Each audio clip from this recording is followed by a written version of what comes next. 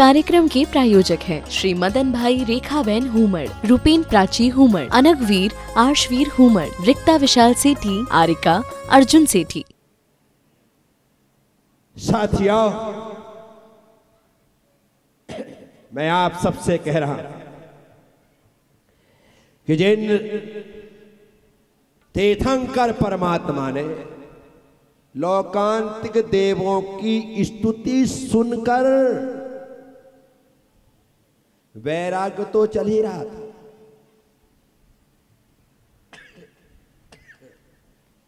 वैराग्य भावना चल रही, लेकिन इस बीच लोकांतिक देव आ गए, वो स्तुति करने लगे। तो उसे सुनकर उन्होंने सिद्ध पद के लिए नमस्कार हो, सिद्ध पदाय नमः, ओम नमः सिद्धेभ्यः ना कह करके नमः सिद्धेभ्यः ओम का उच्चारण नहीं किया, नमः सिद्धेभ्यः ऐसा उच्चारण किया। और केस लॉन्च कर लिए। क्या कर लिए? मैंने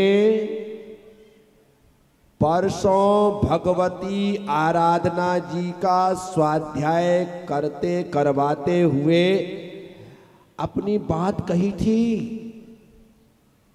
कि दिगंबर मुनि की 4 बाह्य पहचान है।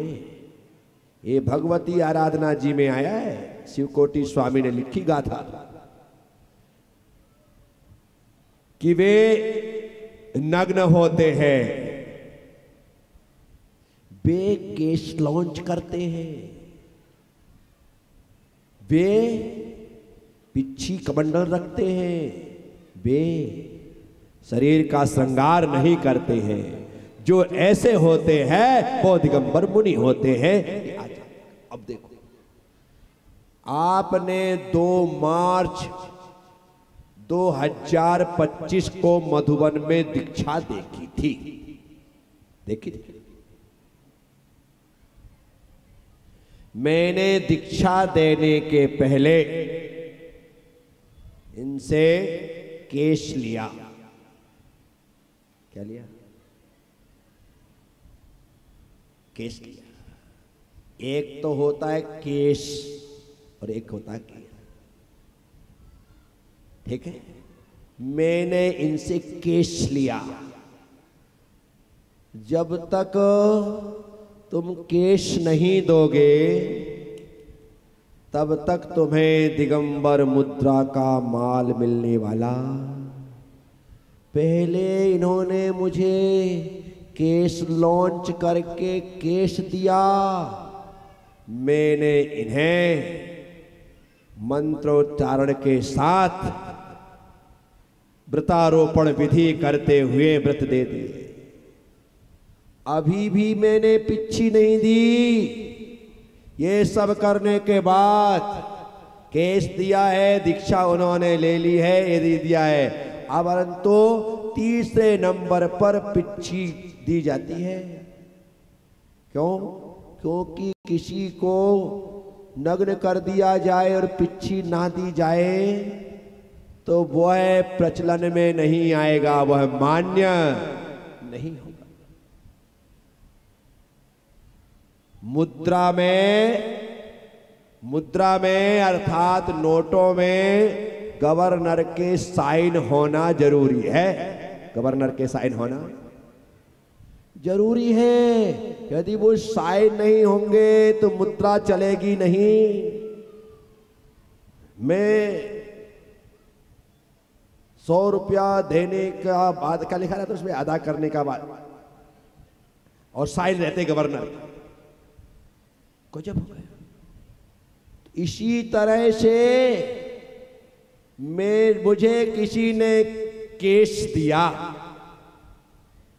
मैंने दीक्षा दी, लेकिन अभी साइन नहीं की।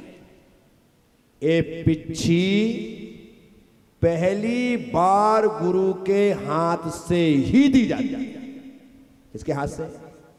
ये नियम है। श्रावक कितनी बड़ी बोली क्यों ना ले ले, वह दीक्षार्थी को डायरेक्ट पिच्छी नहीं दे सकता। वो गुरु के हाथ में देगा और गुरु अपने शिष्य को देगा।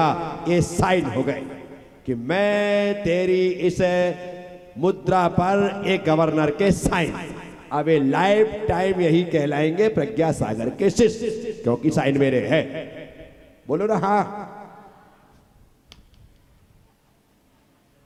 किसके साइन है? ठीक है। और जब साइन है ना, आप देखो कभी भी कोई भी साधु किसी नगर में आता है तो लोग सीधे पूछता है किसके शिष्य है, किसके नहीं किसके शिष्य, सीधा यही पूछता है। तो इसका मतलब है गुरु से ही शिष्य की पहचान होती है, वो साइन जरूरी हो जाते हैं। ये मुद्रा ऐसे चलने वाली नहीं है, तो वो साइन। तो सबसे पहले केस लॉन्च किया जाता है, फिर दिगंबर बनाया जाता है या क्षुल्लक बनाया जाता है या आरिका बनाया जाता है। क्षुल्लिका ये भेष आ गया सामने, लेकिन अभी भी मान्य नहीं है। ये पिच्छी दी जाती है। 3 उपकरण में सबसे पहले पिच्छी दी जाती है, फिर उसके बाद शास्त्र दिया जाता है।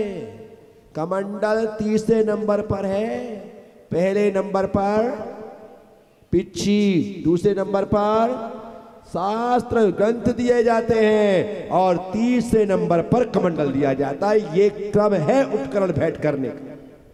क्या कमंडल मुझे 24 घंटे उपयोग में नहीं आता।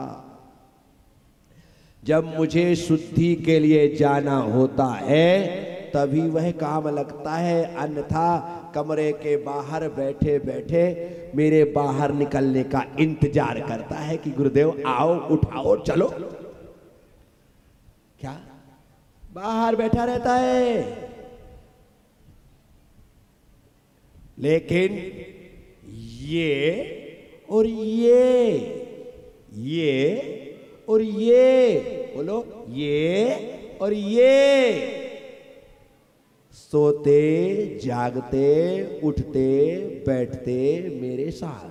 ये भले फिर भी बिहार आदि में यहां वहां हो जाए, लेकिन ये तो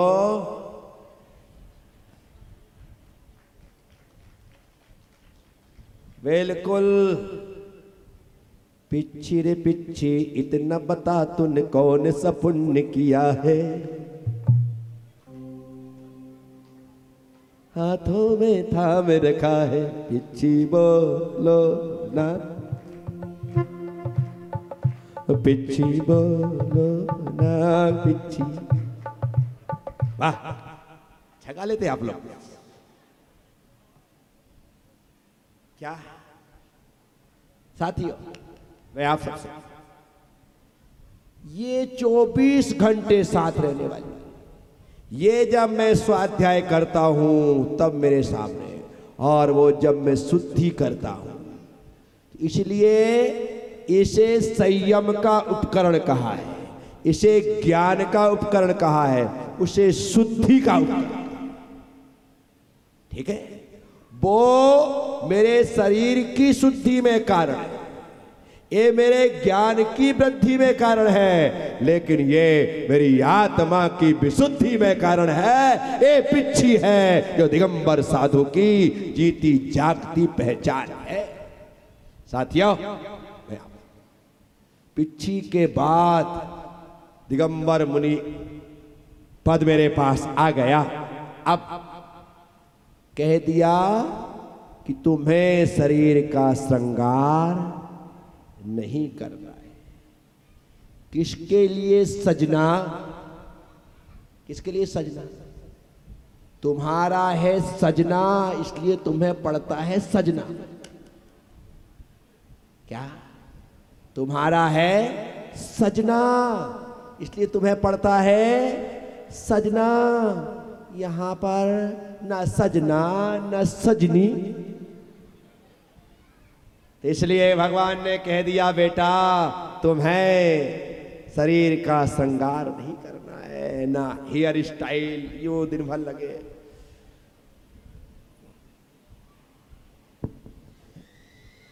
क्या है, आज बढ़ गए कल यूं उखाड़ करके फेंक देने वाले, यही होगा।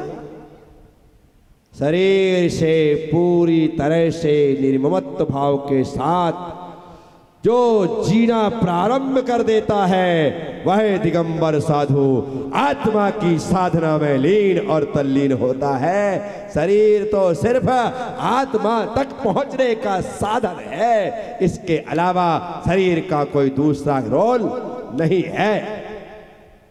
इसके लिए जितना जरूरी है उतना ही दिया जाए, इससे ज्यादा जितना जरूरी। इसके लिए तुम लोग सुबह से शाम तक परेशान रहते हो, उठने से लेकर के सोने तक पूरा ख्याल इसका, बोलो हाँ। और हमारे साथ उल्टा है, सोने से लेकर उठने से लेकर सोने तक पूरा ख्याल उसका।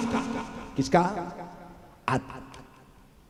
उसके ख्याल के लिए सामायिक प्रतिक्रमण, स्वाध्याय, चिंतन, मनन, ध्यान आदि सब प्रक्रियाएं उसके लिए है। तो साथियों, आप सब लोगों से भगवान मुनीश्वरव्रत नाथ स्वामी ने लोकांतिक देवों की स्तुति सुनकर के नमः सिद्धेभ्यः बोला और केस लॉन्च कर लिया।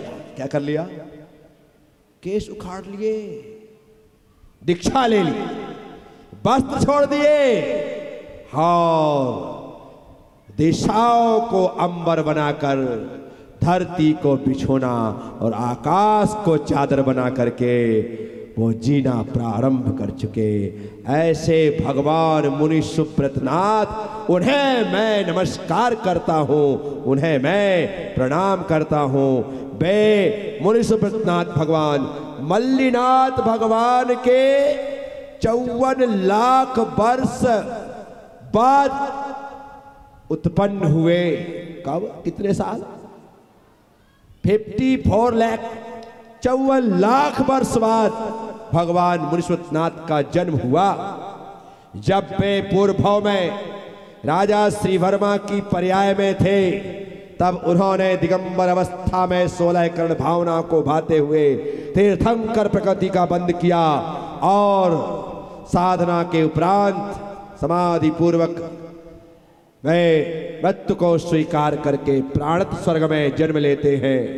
वहां सागरों पर्यंत सुख भोग करने के बाद वे तीर्थंकर परमात्मा राजगृही में माता सोमा देवी की कोख में श्रावण कृष्णा द्वितीया के दिन आते हैं और वैशाख कृष्णा दशमी के दिन महाराज सुमित्र के घर भगवान का जन्म हो जाता है। बोलो मुनीश्वरव्रत नाथ भगवान की। भगवान 30,000 वर्ष की आयु को लेकर के उत्पन्न होते हैं। 20 धनुष की उनकी अवगाहना होती है। 7,500 वर्ष वे कुमार अवस्था में व्यतीत करते हैं। 15,000 वर्ष तक भगवान राज करते हैं। उसके बाद एक दिन भगवान मुनीश्वरव्रत नाथ अपनी गजशाला के याग हस्ती को भोजन ग्रास ग्रहण करते हुए ना देख करके कि आखिर याग हस्ती को क्या हुआ, आज यह भोजन ग्रहण क्यों नहीं कर रहा है, ऐसा जब वे विचार करते हैं और अपने अवधि ज्ञान से उस याग हस्ती के भोजन ना करने का कारण जानते हैं, उन्हें उस याग हस्ती का पूर्व भव दिखाई देता है और उसके पूर्व भव को देख करके भगवान मुनीश्वरव्रत नाथ संसार की असारता का बोध कर लेते हैं और बैरागी हो जाते हैं। बैरागी होने के साथ ही वे राजपाट को अपने पुत्र को दे करके 1000 राजाओं के साथ वैशाख कृष्णा दशमी के दिन दीक्षित हो जाते हैं, दीक्षा ग्रहण कर लेते हैं। फिर प्रभु प्रथम आहार के लिए जब आते हैं तो राजगृह में ही राजा वृषभसेन के घर उनका आहार होता है। 11 महीने कठोर तपस्या करने के बाद वे प्रभु वैशाख कृष्णा नवमी के दिन केवल्य ज्ञान को प्राप्त होते हैं। समवसरण की रचना होती है, मल्ल आदि 18 गणधर नियुक्त होते हैं, 30,000 मुनि, पुष्पदंता आदि 50,000 पुष्पदंता आदि 50,000 आरिकाएं, 1 लाख श्रावक, 3 लाख श्राविकाएं उनके समवसरण में बैठकर भगवान की दिव्य देशना का लाभ लेते। वे भगवान जीवन के अंत में समय शिखर की निजर कूट में जाकर के अवस्थित होते हैं और फाल्गुन कृष्णा द्वादशी के दिन उस समय शिखर की निजर कूट से निर्वाण को प्राप्त हो जाते हैं। बोलिए मुनिसुब्रतनाथ भगवान की। भगवान मुनिसुब्रतनाथ के काल में 10वें चक्रवर्ती हरिसेन का जन्म होता है। उनके काल में बलभद्र श्री रामचंद्र, नारायण लक्ष्मण और पतिनारायण रावण का जन्म होता है। ये जो रामायण की संरचना है, जो रामायण की कथा है, वो भगवान मुनिसुब्रतनाथ के काल में घटित होती है और उस समय भगवान